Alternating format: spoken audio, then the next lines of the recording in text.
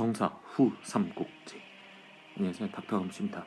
오늘은 정사 후 삼국지 이야기로 여러분들께 이야기를 나눠드리도록 하겠습니다. 정사를 기반으로 했고 제가 일부 각색했습니다. 시작합니다. 신라 말에 세상이 혼란스러웠습니다. 각 지역에서 호족들이 봉기를 그리고 상주에는 아작이라는 호족이 원종과 애노의 난이라는 농민의 난을 기점으로 해서 막강한 호족으로 성장을 합니다. 그의 아들 여러분이 잘 아는 견훤, 그는 순천으로 가서 무장이 됩니다. 무장으로 돼서 순천으로 파견됩니다. 당시에 순천은 승평항이라는 항구가 있었습니다. 여기는 중국과 교류를 하고 있었죠. 즉, 요 순천만은 국제 무역과 관련된 항구였습니다. 당시에 견훤의 임무는 주변의 해적을 소탕하는 것이었고, 해적 소탕을 통해서 실전이 풍부한 군사력을 보유했고, 그리고 요 중국에서 왔다 갔다 하는 유학생이나 유학생을 통해 국제 교류를 통해서 브레인층을 확보해 나갔습니다. 이 상업 중심 지역을 통해서 경제적 기반을 확보했죠. 지금 여기 전라도 지역은 이때나 그때나 농업의 중심 지역이었고 인구 밀집 지역이었습니다. 즉 막대한 기반이 견훤에게 올 수가 있었죠. 892년 견훤은 신라에 본격적으로 반기를 듭니다.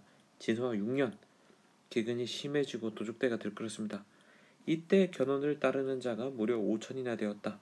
이 세력은 무주 지역을 공격해서 별다른 저항도 없이 무주를 장악했다.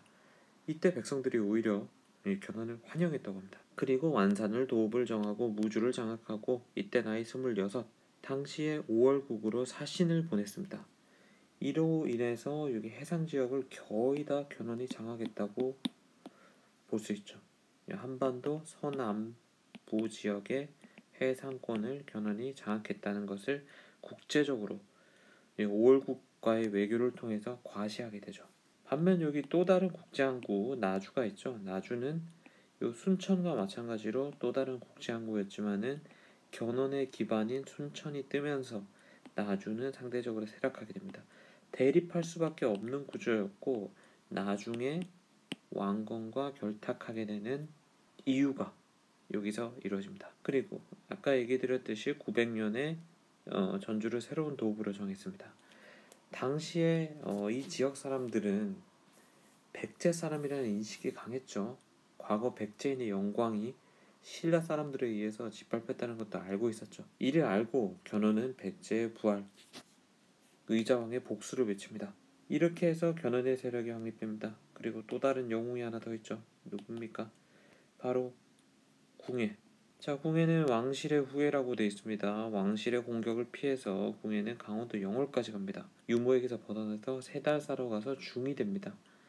이어서 혼란한 세상을 틈타 도적이 일어나니 궁예는 요 기원의 세력에게 휘하로 들어갑니다. 충성을 다할 테니 거둬 주십시오, 기원님. 외모도 별로고 생긴 것도 마음에 안 드는데 일단 뽑고 보지 쓸 일이 있겠지. 기원은 죽주를 제패한 우두머리 세력이었습니다. 죽주는 현재 경기도 안성을 중심으로 해서 세력을 갖췄고, 궁예는 당시 영서 지역에 있던 양길에게 가지 않고 오히려 더 멀리 있는 기원에게 갑니다. 하지만 기원은 궁예를 중용하지 않고 이처럼 오만방자하게 봅니다.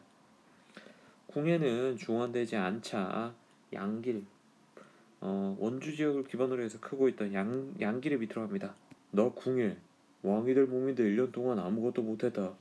이럴 바에 양길에게 가자. 양길에게 가는 궁예. 나 양길 사람 볼 줄 아는 남자지. 기원보다 우리 세력이 작으니 궁예야, 내 밑에서 일 좀 해라. 자, 양길은 기원보다 사람보다 안목이 있었습니다. 오히려 기원보다 세력이 약했기 때문에 궁예의 귀순을 더 좋아했죠. 궁예는 치악산을 기반으로 해서 주변 마을을 함락해 나갔습니다.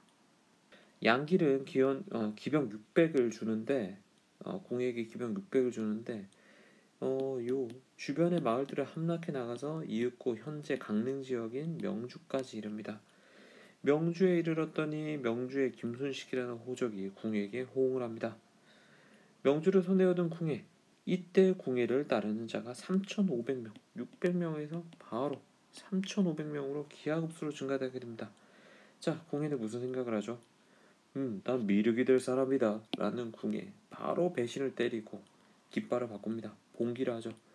양길에게서 벗어나 독자 세력을 형성합니다. 이때부터 궁예의 서쪽 진출이 시작됩니다.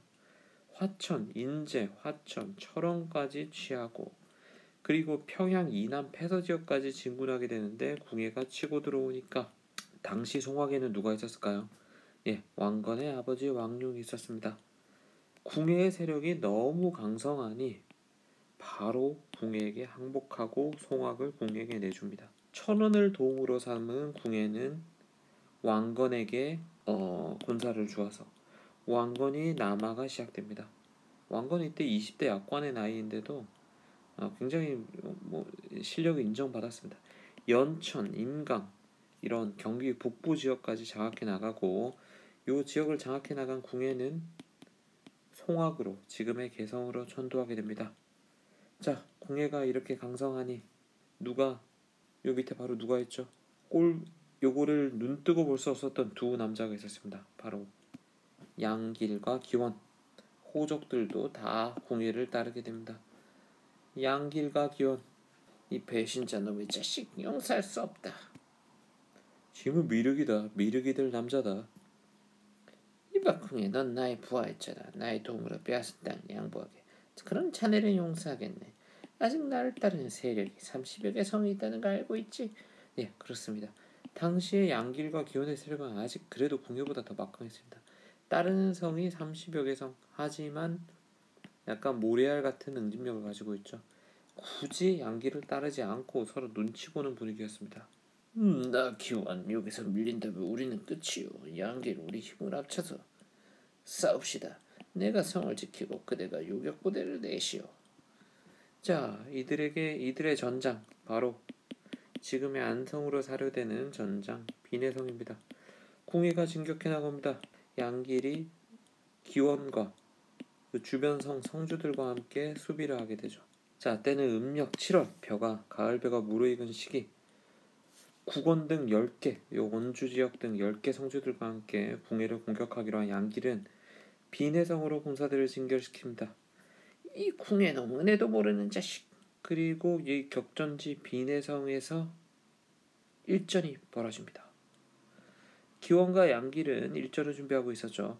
양길의 군대가 비내성 아래에 진을 치고 있었고 양길의 군대가 비내성 아래에 진을 치고 있었고 기원의 부대는 비내성 안을 지키고 있었습니다. 궁예의 정예군은 이 풀뿌리 같은 이 모래알 같은 양길의 군대를 바로 박살내버리죠. 주변에 있던 이 양길에게 호응했던 호족들은 모두 다 항복합니다. 양길은 역사 속으로 이 이후로 정사에선 전혀 언급이 되지 않습니다. 자, 그렇다면은 경기 남부 일대를 궁예가 장악하게 되죠. 엄청난 세력을 형성합니다. 경기 남부 여기 송화까지 이르는 지역, 원주, 그 다음에 강릉까지 경기 북부를 장악한 궁예, 아주 강성한 세력이 됩니다. 자, 남쪽에 있는 견원도 상당한 세력. 이 둘의 매치는 필연적으로 이루어질 수밖에 없습니다. 다음 시간에 계속됩니다.